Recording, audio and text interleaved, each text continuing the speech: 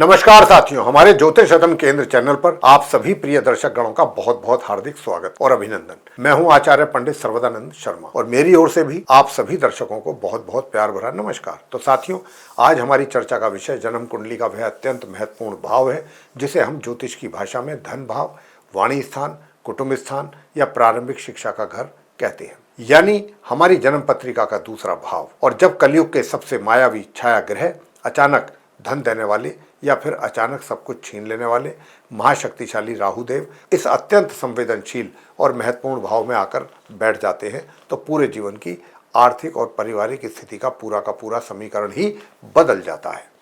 सामान्यतः जब भी लोग सुनते हैं कि उनकी कुंडली के दूसरे भाव में राहु बैठे हैं तो वे तुरंत डर जाते हैं। उन्हें यह लगता है कि दूसरा भाव तो धन का है, कुटुंब का है, और वहां यदि राहु जैसे पापी और छाया ग्रह आकर के बैठ जाएं तो वह धन का नाश कर देंगे, परिवार से दूर कर देंगे और वाणी को कड़वा बना देंगे। लेकिन साथियों, एक ज्योतिषी होने के नाते और अपने वर्षों के सघन ज्योतिषीय शोध के आधार पर मैं आपको यहाँ बताना चाहूँगा कि दूसरे भाव के जो राहु होते हैं ये कोई साधारण स्थिति नहीं कहलाती। ये एक अत्यंत विस्मयकारी और चमत्कारी योग भी बन सकता है। राहुदेव जब धन भाव में बैठते हैं तो उनकी नकारात्मक परिणाम देने की जो क्षमता है जितनी भयानक होती है उससे कहीं गुना ज्यादा उनके पास आपको अचानक अपार धन, दौलत और समाज में एक विशिष्ट पहचान देने की जादुई शक्ति भी होती है। आज के इस विशेष वीडियो में हम दूसरे भाव के राहु के हर उस छिपे हुए सच को उजागर करेंगे जो आपके बैंक बैलेंस, आपकी पैतृक संपत्ति, आपके बोलने के तरीके, आपके खान पान और आपके पारिवारिक संबंधों से जुड़ा है। हम गहराई से समझने की कोशिश करेंगे कि दूसरे घर के जो राहु हैं आपके जीवन में अचानक धन का योग क्या बनाते हैं और किन गलतियों के कारण ये आपको पाई के लिए तरसा भी सकते हैं। चर्चा शुरू करने से पहले एक छोटा सा विनम्र निवेदन रहेगा कि यदि आपने अभी तक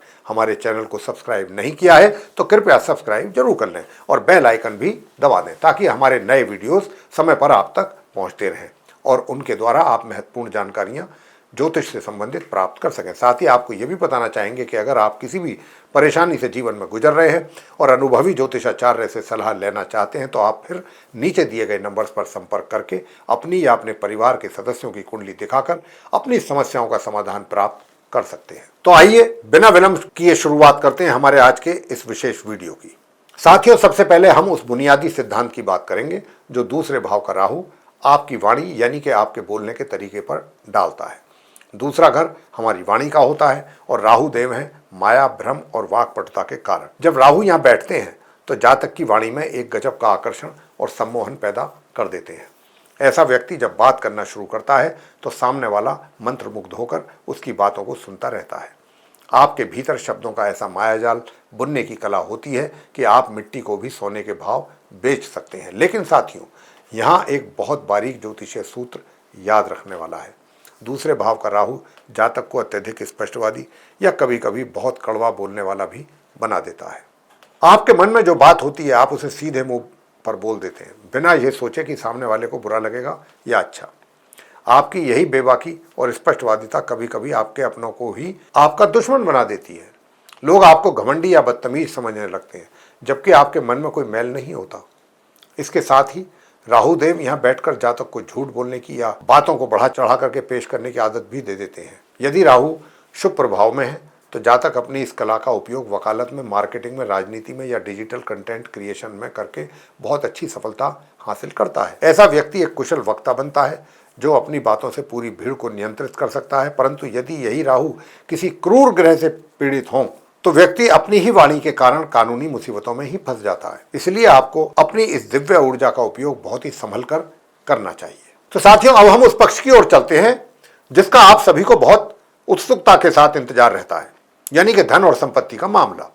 ज्योतिष शास्त्र के प्रमाणिक ग्रंथों में यह स्वीकार किया गया है कि दूसरे भाव का राहु यदि अपनी मित्र राशियों में हो, शुभ ग्रहों के प्रभाव में हो या कुंडली में शुभ धन योग का निर्माण कर रहा हो तो यह जातक को अचानक और अप्रत्याशित रूप से अपार धन दौलत प्रदान कर देता है, क्योंकि राहु देव का स्वभाव ही अचानक परिणाम देना होता है। इसलिए दूसरे भाव में बैठकर वे जातक को शेयर मार्केट से, सट्टे से, लॉटरी से, गुप्त धन से या किसी विदेशी स्रोत से भी अचानक काफी अच्छा बड़ा आर्थिक लाभ करवा देते हैं। आपके जीवन में कई बार ऐसा दौर आएगा जब आपको ये महसूस होगा कि रास्ते बंद हो चुके हैं, लेकिन अचानक कहीं से ऐसा धन का मार्ग खुलेगा कि आपका पूरा बैंक बैलेंस भर जाएगा। आप अपनी बुद्धिमत्ता और रणनीतिक सोच के दम पर बहुत ही कम समय में बड़ी संपत्ति खड़ी करने की क्षमता रखते हैं। विशेष रूप से यदि आप online business, technology, import export या किसी ऐसे कार्य से जुड़े हैं जहां विदेशों से लेन देन होता है, तो दूसरे भाव का राहु आपको सफलता के शिखर पर पहुंचा देता है। कार्य क्षेत्र में चुनौतियां तो आती हैं, लेकिन आपकी तीव्र बुद्धि और चतुराई उन चुनौतियों को पार करके धन कमाने का कोई ना कोई नया रास्ता ढूंढ ही लेती हैं। मुसीबतें आती जरूर हैं, लेकिन वे आपके आर्थिक साम्राज्य को हिला नहीं पाती। साथियों, अब हम सिक्के के दूसरे थोड़े चिंताजनक पहलू की ओर चलेंगे, जिसे समझना आपके लिए काफी जरूरी है, क्योंकि ज्योतिष सीखने के दृष्टिकोण से निष्पक्ष होना आवश्यक हो जाता है। मान लीजिए आपकी जन्म पत्रिका के दूसरे घर में राहु देव विराजमान तो हैं, लेकिन वे कुंडली में कमजोर स्थिति में है, या नीच राशि में है, या शनि, मंगल, राहु, केतु जैसे क्रूर और मारक ग्रहों के साथ मिलकर कोई खराब दोष या मंगल योग बना रहे हैं। इसके साथ ही यदि कुंडली का द्वितीयेश यानी दूसरे घर का स्वामी भी पूरी तरह से पीड़ित या कमजोर है, तो इस दूसरे भाव के राहु की नकारात्मक परिणाम देने की क्षमता बहुत भयानक हो जाती है। साथियों, ऐसी स्थिति में जातक के पास धन तो आता है, लेकिन वह पानी की तरह बह जाता है।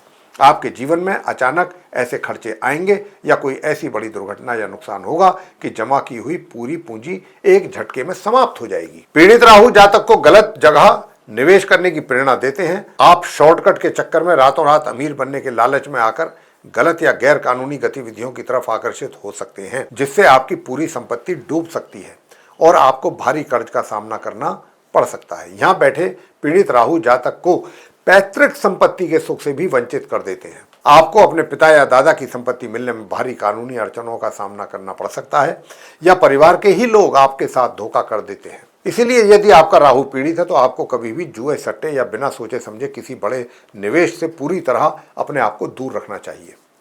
अन्यथा यह राहु आपको राजा से सीधा रंग बनाने में जरा सी भी देर नहीं लगाएगा। तो साथियों, दूसरा भाव जो है वो केवल धन का ही नहीं है, बल्कि ये हमारे कुटुंब यानी कि हमारे परिवार का स्थान भी है। जब राहु देव इस भाव में बैठ जाते हैं तो पारिवारिक जीवन में कोई ना कोई उलझन हमेशा बनी रहती है। राहु अलगाव के कारक तो हैं, इसीलिए दूसरे घर में बैठकर वे अक्सर जातक को उसके जन्म स्थान या उसके मूल परिवार से दूर कर देते हैं। हो सकता है आपको अपनी आजीविका के लिए, पढ़ाई के लिए या विवाह के बाद अपने परिवार से दूर किसी दूसरे शहर या विदेश में जाकर बसना पड़े। यदि आप परिवार के साथ रहते भी हैं तो घर के भीतर हर समय एक अदृश्य तनाव, कलह और अशांति का माहौल बना रहता है। परिवार के सदस्यों के साथ वैचारिक मतभेद इतने गहरे हो जाते हैं कि कोई भी एक दूसरे की बात को समझने के लिए तैयार नहीं होता। विशेष रूप से भाई बहनों या माता पिता के साथ किसी ना किसी बात को लेकर मनमुटाव बना रहता है।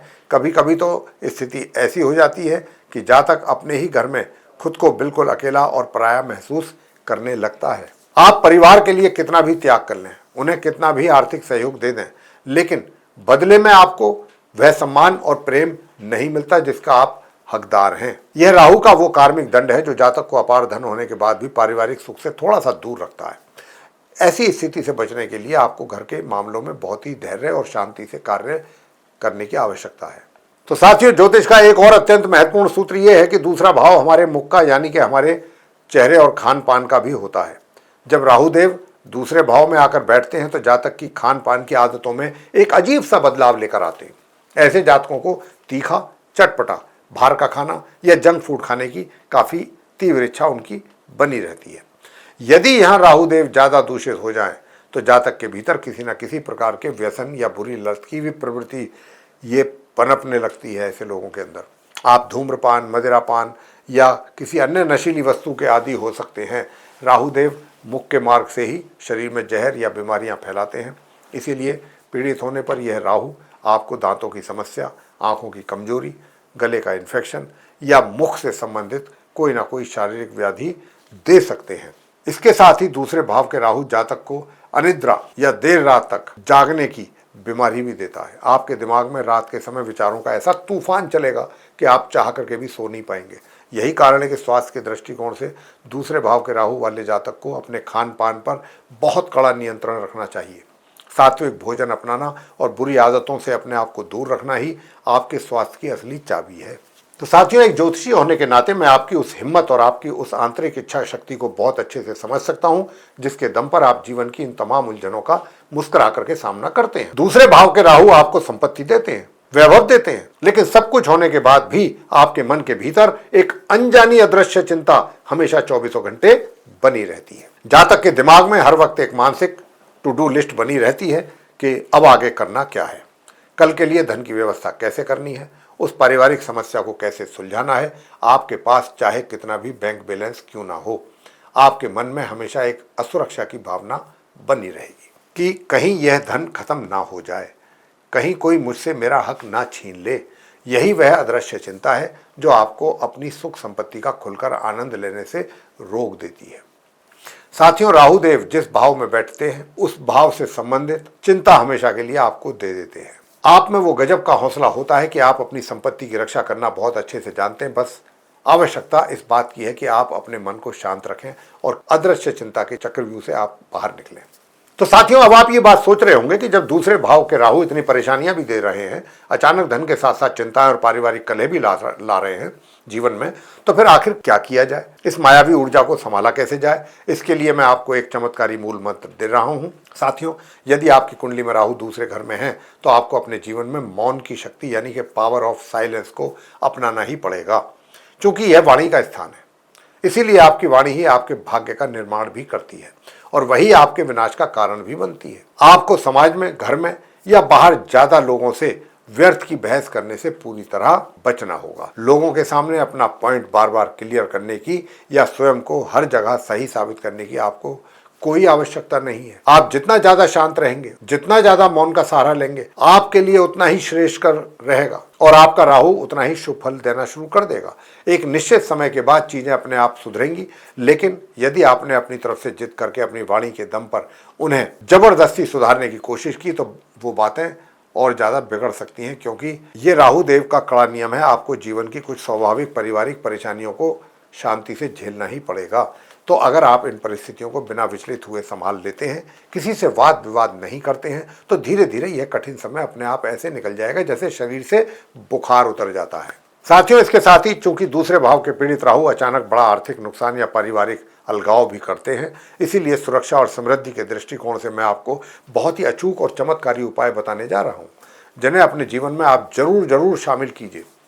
अगर आपके दूसरे घर में राहु हैं, कुंडली के दूसरे भाव के राहु के बुरे प्रभावों को नियंत्रित करने और उसकी सकारात्मक ऊर्जा को जागृत करने का सबसे बड़ा और महा उपाय क्या है, वो ये है कि आप प्रतिदिन नियम से हनुमान चालीसा का पाठ कीजिए। संध्या के समय रोज प्रातः स्नान के बाद शांत मन से राम रक्षा स्तोत्र का पाठ करें। और बजरंगबली की भक्ति में वो असीम शक्ति है जो राहु के किसी भी प्रकार के भ्रम और पापी प्रभाव को तत्काल नष्ट कर देती है। इसके साथ ही शनिवार के दिन या मंगलवार के दिन हनुमान जी के मंदिर में जाएं, वहां जाकर के बजरंगबली जी को संध्या के समय चोला चढ़ाएं या उन्हें बूंदी का प्रसाद अर्पित करें और उस प्रसाद को गरीबों में वितरित कर दें। दूसरा अचूक उपाय यह है कि आप अपने पास हमेशा चांदी का एक छोटा सा चौकोर टुकड़ा रखें या गले में चांदी की चैन धारण करें। ज्योतिष शास्त्र के अनुसार चांदी चंद्रमा की धातु है और चंद्रमा जब मजबूत होता है तो वह राहु की मानसिक चिंताओं और धन भाव के दोष को पूरी तरह से शांत करता है। साथियों, यदि आप पूरी श्रद्धा और विश्वास के साथ ये छोटा सा कार्य नियमित रूप से करते हैं तो आपकी बड़ी से बड़ी आर्थिक परेशानियां दूर हो जाएंगी और राहु देव की चमत्कारी शक्ति आपके जीवन का मार्ग आलोकित कर देगी। तो साथियों, क्या आपकी कुंडली के भी दूसरे भाव में राहु देव विराजमान है? आपके जीवन में धन और परिवार को लेकर क्या स्थितियां बनी हुई हैं? हमें आप नीचे कमेंट बॉक्स में लिख करके ये बात जरूर बताएं और वीडियो को आप लाइक करें अगर आपको ये जानकारी लाभकारी लगी है और अपने मित्रों के साथ इसको अधिक से अधिक मात्रा में शेयर करें। ऐसी ही और ज्योतिषीय जानकारियों के लिए हमारे आप चैनल ज्योतिष रतन केंद्र को सब्सक्राइब कर सकते हैं और साथ ही बेल आइकन भी दबा दें। और जैसा कि हमने आपसे शुरू में कहा भी था, बोला था कि अगर आप किसी जीवन में अपने परेशानी का सामना कर रहे हैं और ज्योतिषीय सलाह लेना चाहते हैं तो आप नीचे दिए गए नंबर पर संपर्क कर सकते हैं और अपनी कुंडली दिखा करके परेशानियों का समाधान प्राप्त कर सकते हैं। तो इसी के साथ हमारे आप सभी मित्रगणों से लेंगे अब हम इजाज़त। आप सभी का सहृदय बहुत बहुत धन्यवाद। जय माता दी।